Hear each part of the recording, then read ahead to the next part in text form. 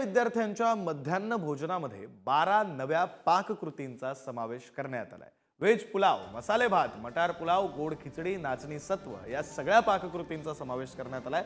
तर पोषण आहाराबाबतच्या तक्रारीनंतर राज्य सरकारनं हा नवा निर्णय घेतला।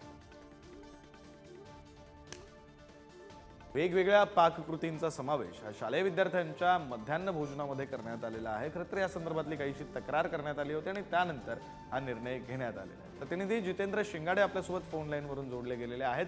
जितेंद्र, खरं तर या नव्या पाककृतींमुळे विद्यार्थ्यांना मुळातच चविष्ट अन्न सुद्धा मिळणार आहे आणि सोबतच त्यांचं पोषण सुद्धा होणार आहे। नेमकी तक्रार काय करण्यात आलेली होती की ज्यानंतर हा निर्णय घेण्यात आलेला आहे? 12 नव्या पाककृती या पोषण आहारामध्ये वाढवण्यात आल्या। की शाळांमध्ये 1ली ते 8वीच्या विद्यार्थ्यांना मिड डे मील अंतर्गत शालेय पोषण आहार देण्यात येतो।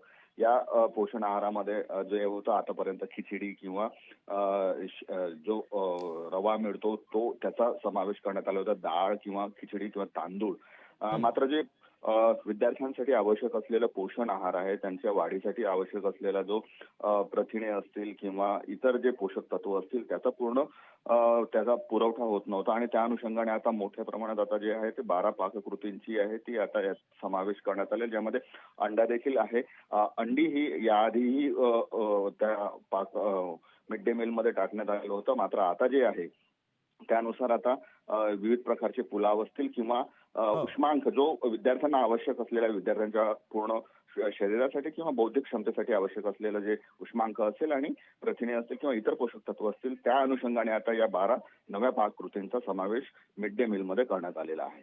बरं, धन्यवाद जितेंद्र दिलेल्या या सगळ्या तपशिलासाठी।